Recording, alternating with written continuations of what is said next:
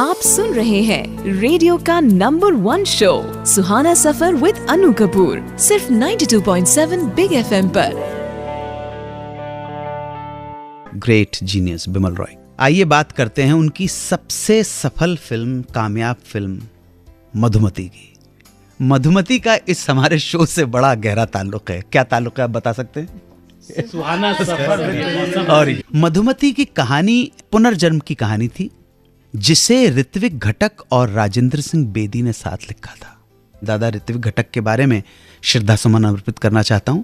मैं पर्सनली ऋत्विक दा को हमारे देश का एक महान, हमारे देश के जो महान निर्देशक हुए उनमें से एक मानता हूं। और बंगला फिल्मों में सर्वप्रथम नाम ही मैं ऋत्विक घटक का लिख के देता। ऋत्विक घटक दादा की अगर आप फिल्में देखेंगे, मेघाटा के तारा या आजा शत्रु, क्या था, क्या बात है, क्या बात है। सत्यजीत रे का टर्न उनके बाद में आता है। तो ऋत्विक घटक ने भी ये फिल्म लिखी थी मधुमती। ये बिमल दा के साथ उनका पहला एसोसिएशन था और शायद आखिरी भी। ये पुनर्जन्म के ऊपर बनने वाली सर्वप्रथम फिल्मों में से मानी जा सकती है हमारे देश की। ये फिल्म बिमल रॉय के लिए तो जानी ही जाती है, पर साथ ही ये फिल्म अपने गीतों के लिए भी जानी जाती है। कमाल का म्यूजिक, एक एक गीत नगीना है, माइलस्टोन है।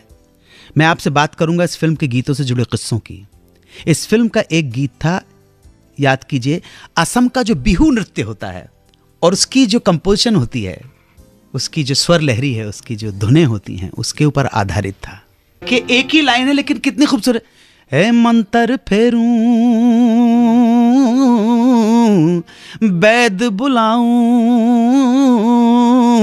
पिया घर आ रे, हाय रे हाय रे हाय रे हाय, तैयार चढ़ गए हो पापी बिचुआ। मतलब एक एक गीत, क्या खूबसूरत कंपोजिशन इस्तेमाल किए। मुझे लगता है कि ये वो फिल्म थी, ये वो गीत था जहां पर पूरा भारत असम के संगीत के ऊपर, असम के रंग में रंग गया था।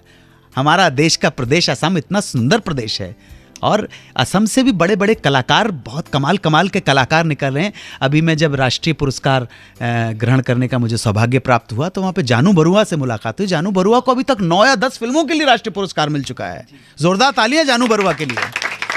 वो गोरी नदियों का चलना उछल कर, पर आगे क्या लिखें समझ नहीं आ रहा था।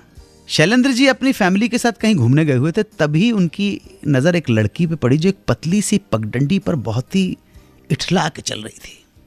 यहां से प्रेरणा मिल गई अगली लाइन की, जैसे अल्हड़ चले पी से मिलकर।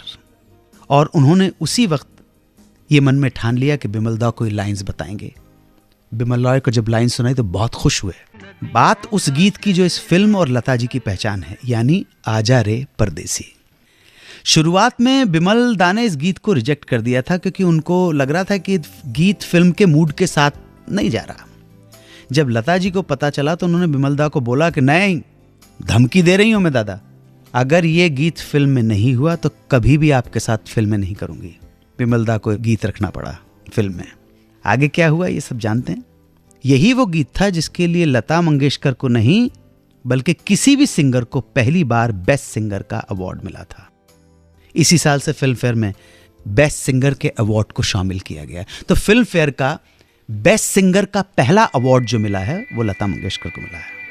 मधुमती के लिए सलील चौधरी को भी बेस्ट म्यूजिक डायरेक्टर और बिमल दा को बेस्ट डायरेक्टर के फिल्म फेयर अवार्ड मिले। आजा रे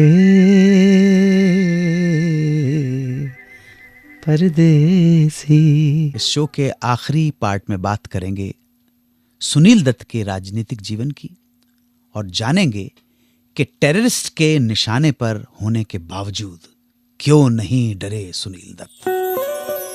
सुनते रहिए रेडियो का number 1 show Suhana Safar with Anu Kapoor, सिर्फ 92.7 बिग एफएम पर।